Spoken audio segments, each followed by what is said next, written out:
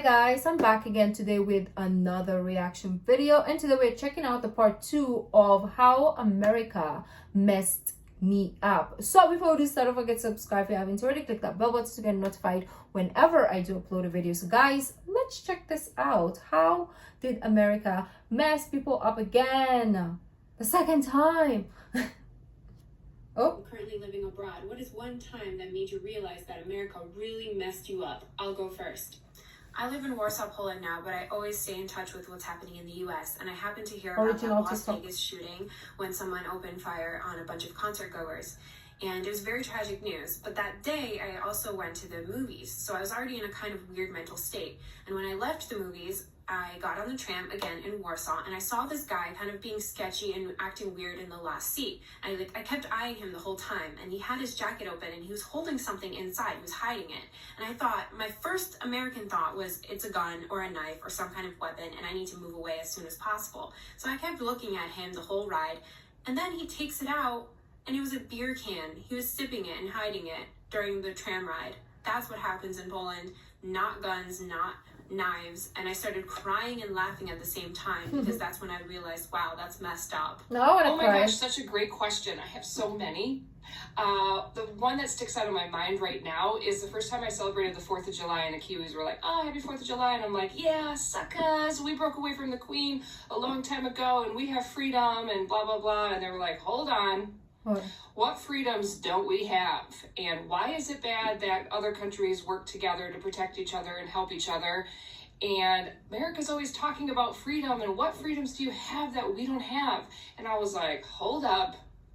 All this rhetoric that I was told my whole life, the land of the free, we need to fight for our freedom, and it's such a value in the American society. And when you think about how many countries are just as free, where does this freedom value come from? I mean, it came back from the Revolutionary War. There's a lot of countries that are free. It was eye-opening. Okay, that one wasn't as, you know, as us. Okay, so I'm from the US and I live in Sweden now. And one of the first things I noticed about living here was that the guys don't catcall. So in the US, as a woman, you kind of get accustomed to guys saying something about your body pretty much anywhere you go.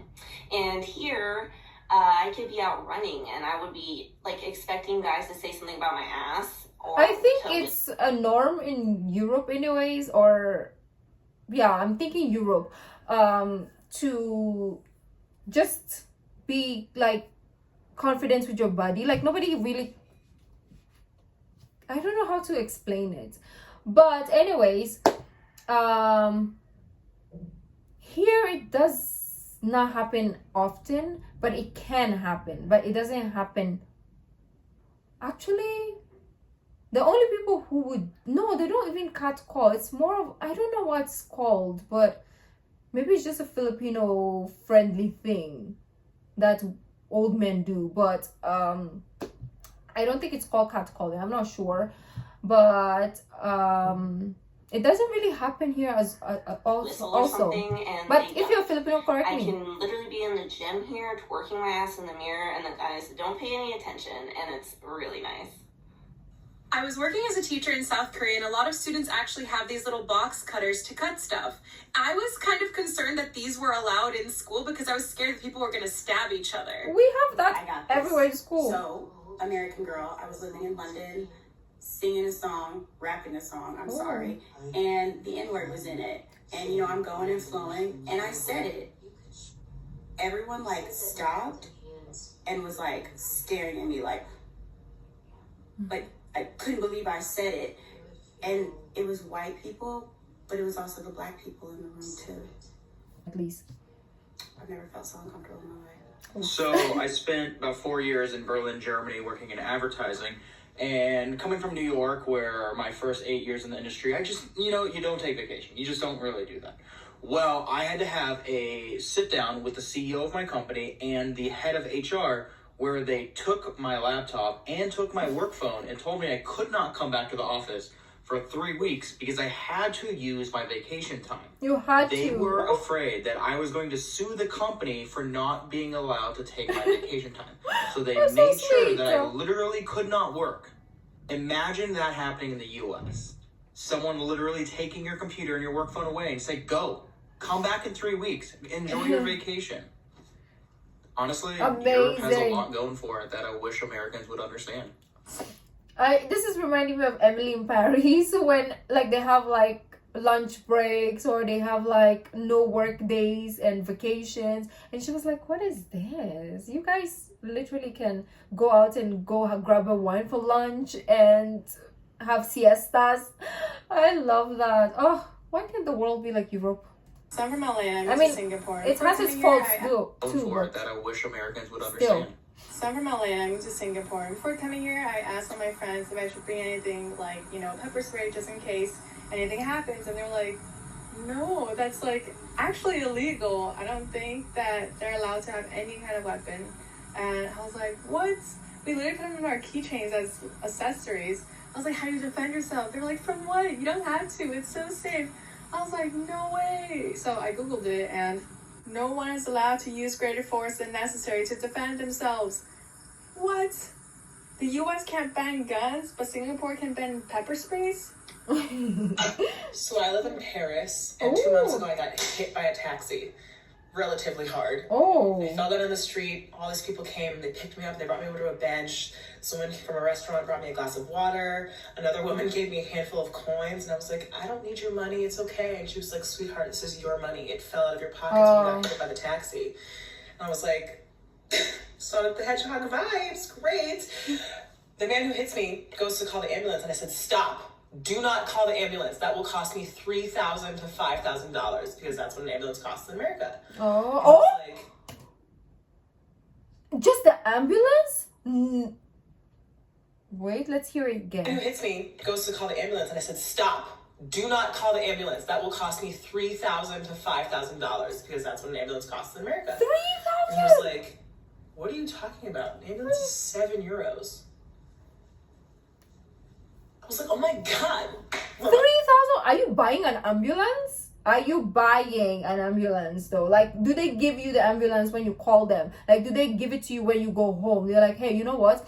You paid $3,000. This is yours to keep. This is a souvenir. Because who the fudge is paying $3,000 for just an ambulance call? I know, yes, they have to do whatever, or maybe if you like, if it is severe, they have to like maybe resuscitate you or use some stuff or equipment. But no fucking way am I. Leave me to die. Leave me. Because I might as well be dead if I have to pay that amount for the rest of my life. Right? Like, what is America doing, literally? I had to twist my ankle all the way home from the club, and they'll give me an IV so I won't be hungover the next day? Catch me at the hospital. This is lit. I was living abroad in the UK, and I had a job interview. And of course, growing up in the US, you're conditioned to dress so professional. Oh, I think be I've seen prepared, him. Have your resume. The first and all one, these right? things. So I was like that really much. And I remember walking into the interview, and they were like, "Oh, wow, you look really snazzy." Yeah, I think we saw him in the last one. Okay, that first of all, I never heard that before at an interview. And then secondly, they didn't even ask me anything besides, "Hey, Kyle, would you like a cup of tea?" And I was like, okay. Never was asked that before ever in any other job interviews. We had a tea, and we literally like sat and talked about all sorts of stuff, personal life, their life, and we just had a laugh for like 45 minutes. And right afterwards, they're like, "You're perfect for the job. You fit great." And it was really crazy to me, and it was a really fun experience. I wish the U.S. would just chill out sometimes a little bit more. Yeah. So I spent about a year teaching English in Japan, and there was this favorite one class of high school students I was teaching. They were seniors, they were about ready to graduate, and one of them, a very ambitious student, wanted to go to college at an American university. So I was answering questions about what it's like to go to college in the United States and kind of everyday life there, and he said, "Sensei, there is one thing that I'm really worried about." I said, "What is it?" And he said, "How do I protect myself from being shot?" Okay. I didn't have any words for him. Woo. You don't. He said, isn't that scary? I said, you get used to it. Just one? If this tells you anything, The only reason why I'm like emotional is it's scary, and just having like my brother there,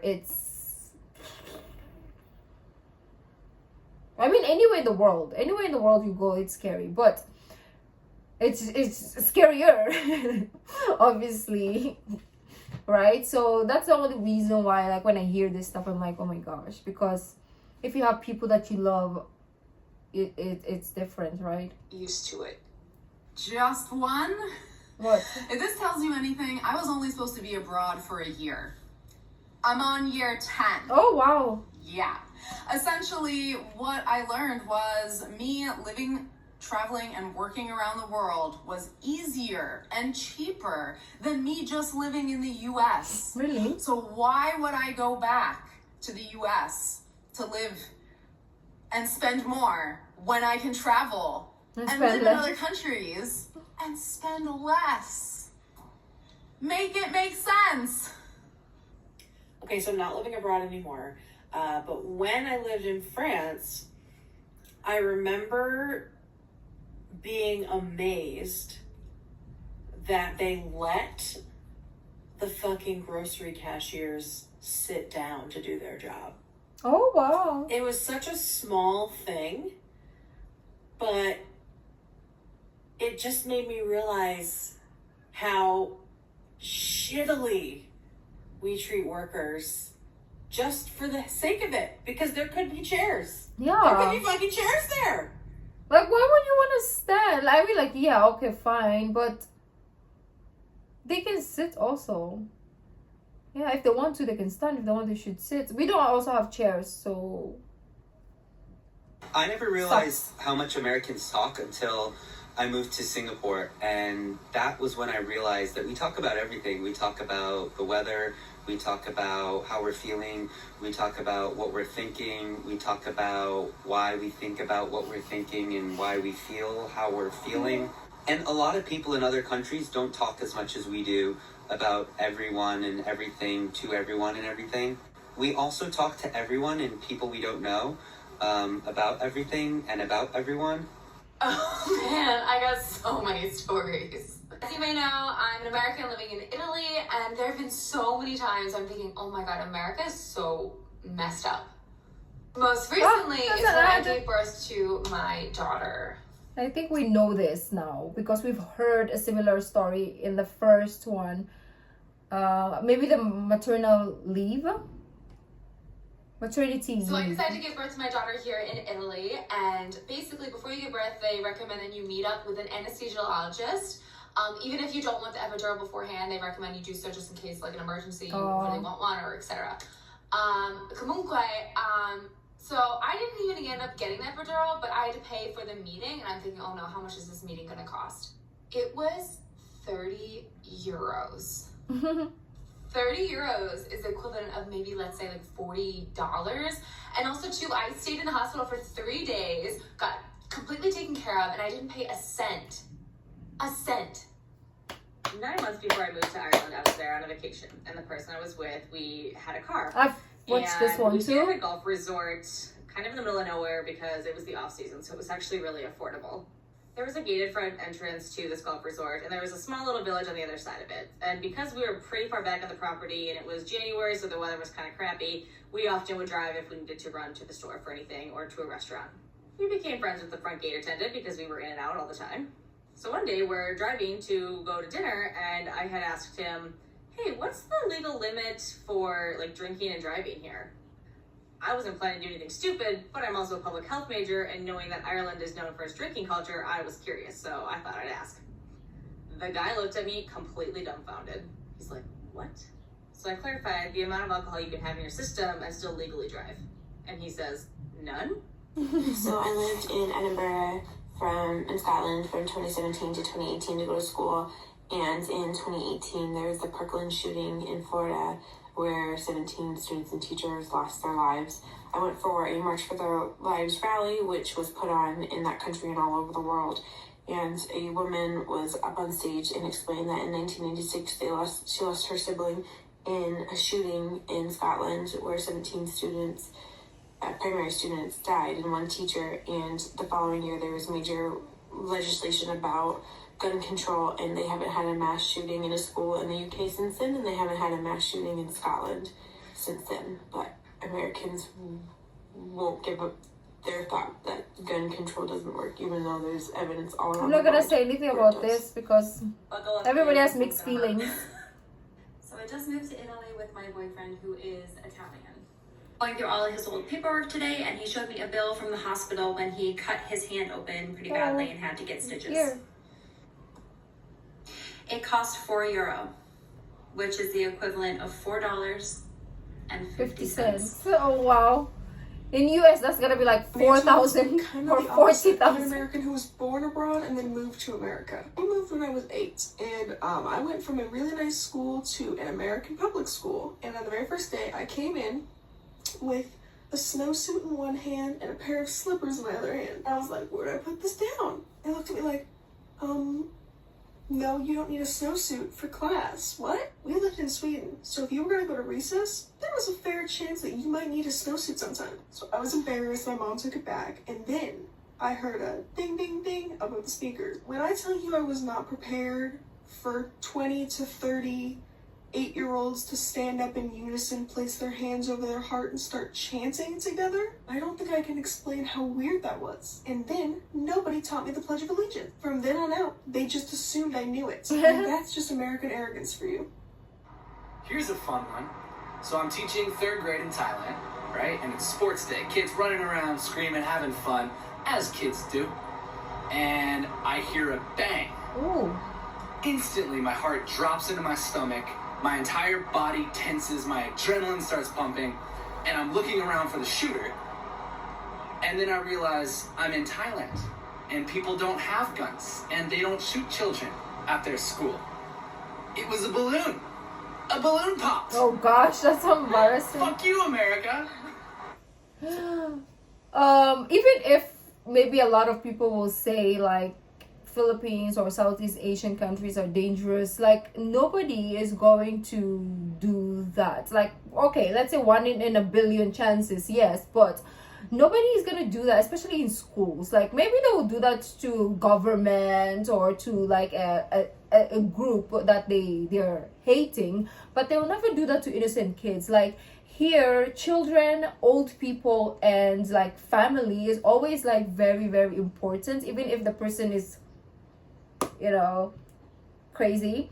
That value is still instilled in them somehow, and it's very rare that situations like this will happen to children or students or people in general. Okay, it does happen. Like there's always that person in everywhere in the world, but it's rare circumstances. So the fact that so I'm an American and I live in Norway right now. It's One time raining. I was going to help my friend with this project that she had, and this girl was still in high school. And so she was like, yeah, just come to my high school. You can help me out, yada, yada, yada. I was like, great. Where do I have to sign in when I get there? Do I need to wear a visitor's badge? Who do I talk to? What should I tell the front desk lady? Don't tell me She was it's like, okay. What are you talking about? Just walk in and I'll meet you at my classroom. What? And my mind was blown. I was like, I can just walk We into can my do that school? also Like, here. no, aren't they gonna call the police? Aren't they gonna send out an intruder alert? Like, I can't just walk into your high school and just walk straight to your classroom. No.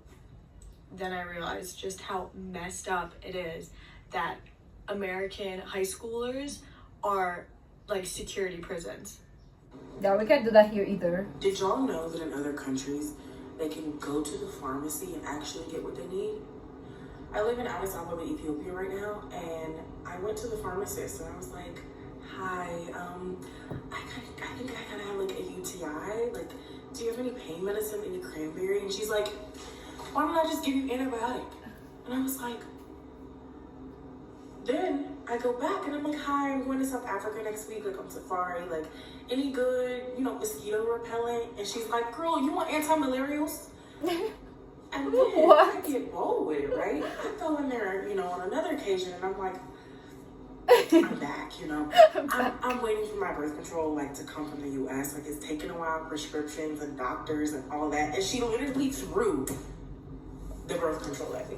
Yeah, even here you can just, I mean, I don't know about the anti-malaria, but you can get, what is the first one? The painkillers, yeah. But the birth control, yeah, it's just there. You can just, like, pick which one you want, or you can do it through prescription, but you can also ask for it at the pharmacy, like in front of the pharmacy. Sometimes it's just there, you just pick it out and pay for it. And it's only like, what? How much? Like $1, or even maybe $1.50 or less, depending on the brand. So amazing. Is that when my grandfather was dying, we went to Scotland to go and see. Oh, I think we've seen this one him too. for one last time. And at one point, yeah, we've seen this one. Grandfather had a prescription that needed picking up. So I pop out of the car, run into the pharmacy, and I've got my purse on me. I don't have very much money with me. I just didn't. And I went in, and I'm just like, okay, I'm here to pick up for my grandfather. This is his name. And I've got my passport out, ready to hand it to them, like, to prove that I'm who I say I am. They're like, oh, yeah. How's John doing? Here you go. Here's your stuff. Hey, let him know that if he ever needs help with this, you can just call us. We'll send it on down to him. I said, thank you. And then I stood there, and they're like, why are you still here? I was like, but I need to pay. And they're like, no, you don't. He's old. Everything's free. I never felt more uncomfortable leaving a building than I did in that day. It was awful. Her accent is like so I live in Romania, and I feel like the most astonishing thing to me when I moved here was how easy it is to find someone to go out with, to go out and have drinks with, to go out and have dinner with. Any given day, somebody wants to go out. Whereas in the US, I feel like we're all so stressed out and miserable that we just want to stay home. So I didn't realize this until I moved abroad, but Americans have a very strange concept of freedom. Like, when you're growing up, you're always told that America is such an amazing place, and, you know, it's the land of the free, home of the brave, but, like, I keep hearing these criticisms from people like, oh yeah, but America has the most freedom, wow, yeah, freedom. I mean, there may be a few exceptions or nuances, but in the UK, you're still free. Like, that is the biggest lie. Oh, this is like the girl a while ago there too. aren't other free places. Like, I don't understand. And if I'm being perfectly honest, I feel or like maybe they just want their people to think that this is what freedom is, and maybe in other countries it's worse. Maybe they're just instilling that in people so that, you know, they can keep controlling the people. Concept is kind of destroying American democracy. How ironic. Like, they need to kind of understand that they need to work on things to make themselves better and more free for their citizens. Oh, I was in Grenada for I think we've seen this also. And every single day between there's a lot of repeats. It would always close down. Everything would just close down. And I was just like, what is going on? And they're like, well, we need to go home and have lunch with our family, you know, just enjoy, just relax a little bit.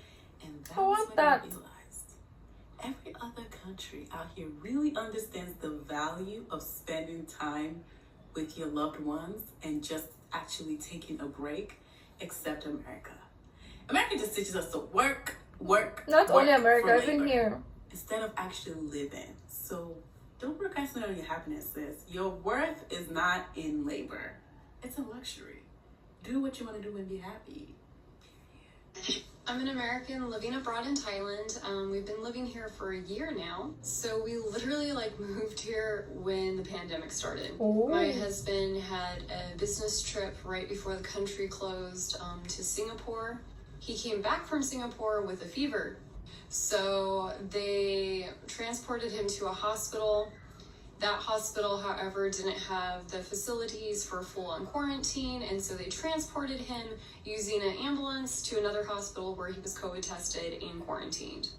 Luckily, he tested negative, but he still spent 2 days in the hospital and was transported by ambulance. And so I was thinking the cost was going to be so expensive. The overall cost of it was less than $300, where back in the States, I know it would have been thousands. It's just incredible to me that healthcare is affordable. When I was dancing in Australia, I did a jump and landed on the outside of my right foot. I sprained it real bad. And they drove me to a private hospital and I was like panicking. But anyway, that's Australia, the one that was right? available to me at the time. And on my way into the lobby, I was, hobbling on my crutches. And they spotted me from the parking lot. The doctor came out to me before I even was in the building and went back into the hospital and told them that I was coming. In the waiting room, they came into the waiting room to examine my foot. And I never paid a penny for that shit. What? Okay, I have type 1 diabetes and I lived in Costa We Rica. saw this also. The very first day that I was there, my insulin pump stopped working. This was like some weird fluke, unrelated to anything else. Most of the things that we're seeing in this compilation is more of the health care. But I didn't have a doctor yet or really know where to go, so I went to a pharmacy because I needed to get long-acting insulin so I could still treat my disease. And when I went to the pharmacy, the insulin was $20 for a vial. In the United States, I pay $322 for that same vial. I also want to add that I got the insulin over the counter without a prescription. In the United States, I have to see my endocrinologist 4 times a year to get a prescription for a medication that keeps me alive. I'm a Black person living in Japan right now.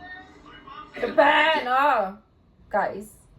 Japan is where it's at, okay? Yes, maybe it's kind of like crazy sometimes also, but especially if you're working there, but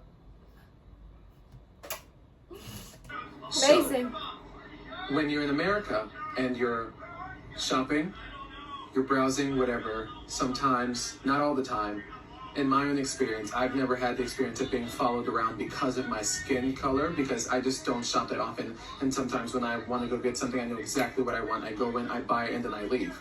But here in Japan, when you go in and you're browsing for something, the employees are walking around to help you. So they may follow you, but they're not following you because of your skin tone. They're following you because they want to help you. They want to take the initiative and be right there when you need them, when you're ready to pay, if you have questions, whatever the case may be. So I'm moving to Portugal and I have somebody that's helping me with the visa process over there. Portugal. And she's asking me questions about my income. And I say, yeah, I have a full-time job and I also run 2 businesses. And she's like, that's a lot. And I said, yeah, I do work about, anywhere from 80 to 110 hours a week. But, it's what's necessary right now. I need to take care of my son. I need to manage all these different things. And I need to be able to afford, a pretty good life. And she said, well, don't you make over what the minimum is required here in Portugal? And I said, yeah, no, I definitely do. But I need to be able to take care of all those other things. And she's like, how do you have time for your son? I'm like, well, it's not the amount of time that I'd like, but that's what's necessary. And it just was really clear to me, like with the confusion, that they actually have work-life balance and you just don't work yourself to death. You can actually enjoy your life. Dear Americans, did you realize that every single stitch on that video I like how he came in. Dear Americans. is either about free public healthcare system and how amazing it is, or about the fact that here in Europe, we don't really live in a constant fear of being shot on the streets. Did you realize that? I'm going to leave you with this and just think about it. Okay, sir, if you say so. Well, that was more, like I said, healthcare, and also there's a lot of part 1 in this video, but I really still did enjoy. It's really crazy how it opens your mind to how America does things compared to the rest of the world. Yes, in a lot of circumstances, America is definitely great, but in a lot of ways also, nah, it's not, right? Because we always look up to America and be like, oh my gosh, the land of the free, the land of milk and honey. Oh, I want to go to America. I want da. But we don't realize, like, we have a lot of freedom in our countries compared to freedom that maybe America is promising a lot of people. So I don't know, I think it's like, it's just, for me, it's just a way to say, hey, appreciate where you come from, appreciate what you have. That is what this video like teaches me. But anyways, let me know what you guys thought. If you like this video, don't forget to give this video a thumbs up, subscribe if you haven't already. I'll see you in the next video. Bye.